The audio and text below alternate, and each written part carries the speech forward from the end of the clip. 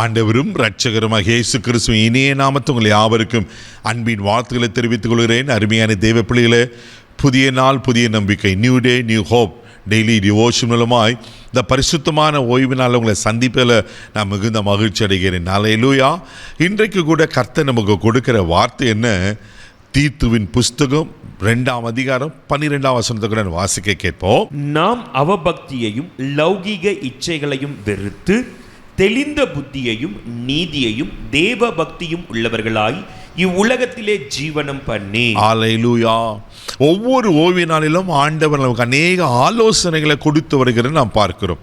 தெய்வ பிள்ளைகளை அந்த அநேக ஆலோசனைகள் கடந்த நாட்களில் நம்ம பார்த்து கொண்டு இருக்கிறோம். இன்றைக்கு கூட ஆண்டவர் என்ன சொல்றார்? தெளிந்த புத்தி உள்ளவர்களாக இருக்கணுமா? இங்கே வசனம் ரொம்ப அழகாக சொல்லப்பட்டிருக்கு. அப்போஸ்தலனாகிய பவுல் தீத்துக்கு சொல்லும்போது, நாம் அவபக்தியும் லௌகீக இச்சைகளையும் வெறுத்து தெளிந்த புத்தியும் நீதியும் தேவ பக்தியும் உள்ளவர்களாக இவ்வுலகத்தில் ஜீவனம் பண்ணணுமா? இந்த உலகத்தில் நம்ம வாழ்கிற வாழ்க்கை எப்படி இருக்கணும்? சாதாரணமாக இருக்கக்கூடாது. ரொம்ப அழகாக சொல்லப்பட்டிருக்கு. அவபக்தியை லௌகீக இச்சைகளை நாங்கள் விட்டுட்டு தெளிந்த புத்தி உள்ளவர்களாக இருக்கணும்.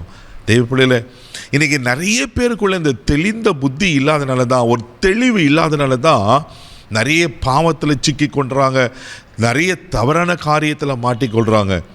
தெய்வ பிள்ளையில இன்றைக்கி யோசித்து பாருங்கள், எத்தனை வாலிப தம்பிமார்கள் தெரியாமல் போய் நான் மாட்டிக்கினேன், தெரியாமல் விளையாட்டாக நான் செஞ்சேன், நான் தெரியாமல் தான் விளையாட்டுக்காக தான் இந்த சிகரெட்டை பிடிச்சேன். இன்றைக்கி அப்படியேப்பட்ட ஒரு தெளிவு இல்லாமல் இருக்குது அல்லவா? பாவத்துக்கு மாத்திரம் இல்லாமல் குடும்பத்தை நடத்துகிற காரியங்களில், நம்ம பிள்ளைகளை வளர்க்கிற காரியங்களில், இதே பிள்ளையில் நம்முடைய பரிசுத்தமான தனிப்பட்ட வாழ்க்கையில் கூட நம்மளுக்கு ஒரு தெளிவு இருக்கணும். இங்கே சொல்லப்பட்டிருக்கு, தெளிந்த புத்தி உள்ளவர்களாய் இருந்து தேவ பக்தியும் உள்ளவர்களாய் நம் உலகத்தில் ஜீவனம் பண்ணணுமா? இன்னைக்கு அந்த தெளிந்த புத்தியை கர்த்தர் நமக்கு கொடுக்க சித்தமுள்ளவராக இருக்கிறார். அல்லேலூயா. 1 கொரிந்தியர் புஸ்தகம் 15ஆம் அதிகாரம் 34வது வசனத்தை கூட வாசிக்கும் போது இப்படியா சொல்லப்பட்டிருக்கு. வாசிக்க கேட்போம். நீங்கள் பாவம் செய்யாமல் நீதி கேட்க விழித்து கொண்டு தெளிந்தவர்களாய் இருங்கள். சிலர் தேவனை பற்றி அறிவில்லாது இருக்கிறார்களே, உங்களுக்கு வெட்கம் உண்டாக இதை சொல்லுகிறேன். சிலர் தேவனை பற்றி அறிவில்லாது இருக்கிறார்களே, உங்களுக்கு வெட்கம் உண்டாக இதை நான் சொல்லுகிறேன். தேவனை அறிந்தோம், ஆண்டவர் பற்றி அறிவில்லாமல் இருக்கிறாங்க. உங்களுக்கு வெட்கம் உண்டாக நீங்கள் வெட்கக்கேடு இல்லையான்னு கேட்குற மாதிரி அப்படி இப்போ இங்கே சொல்லப்பட்டிருக்கு. நான் பார்க்குறோம் இதே பிள்ளைல இன்றைக்கி நம்ம பார்க்குறோம், பாவம் செய்யாமல் நீதிக்கேற்ற விழித்து கொண்டிருக்கிறோமா? அதே 1 பேதுரு 5:8 வாசிங்கன்னா, தெளிந்த புத்தியுள்ளவராக இருங்க. ஏன்னா எவனை விழுங்கலாம் என்று பிசாசன் வகை தேடி சுற்றி அலைந்து கொண்டே இருக்கிறான். அதே பிள்ளைல இன்றைக்கி தெளிவு இல்லாதனால தான் இன்றைக்கி நிறைய பேர் பாவத்துக்குள்ளே போயிடுறாங்க. பாருங்கள், இளைய குமாரன் சம்பவத்தில் நம்ம நன்கு அறிந்திருக்கிறோம். அவனுக்கு ஒரு தெளிந்த புத்தி இல்லாதனால தான் என்ன பண்ணாக்கா, தகப்பனை விட்டு பிரிஞ்சு அந்த உலக ஆசை இச்சைகளுக்கு அவன் மாட்டி என்ன செய்யறானாக்கா, தன் வாழ்க்கையே நாசமாக்கி கொள்கிறான். லூக்கா சுவிசேஷம் 15ஆம் அதிகாரம் 17ஆம் வசனத்தை கூட வாசிக்க கேட்போம். அவனுக்கு புத்தி தெளிந்த போது அவன், என் தகப்பனுடைய கூலிக்காரர் எத்தனையோ பேருக்கு பூர்த்தியான சாப்பாடு இருக்கிறது, நானோ பசியினால் சாகிறேன். பாருங்களேன், அவனுக்கு புத்தி தெளிவும் தான் ஒரு வெளிப்பாடு வருகிறது. ஒரு பெரிய ஐஸ்வர்யனுடைய மகன், வேலைக்காரங்க நல்லா சாப்பிட்றாங்க, நல்லா வசதியாக இருக்காங்க.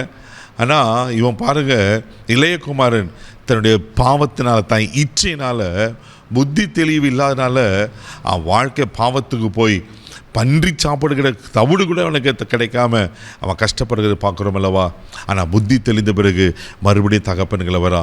இதே பிள்ளைகளே, நீங்கள் புத்தி தெளிவாக இருக்கணும். இந்த பரிசுத்த ஓய்வினால் ஆவியான சொல்லுகிற காரியங்கள், அநேக காரியங்கள் இந்த தெளிந்த புத்தி குறித்து சொல்லப்பட்டிருக்கு.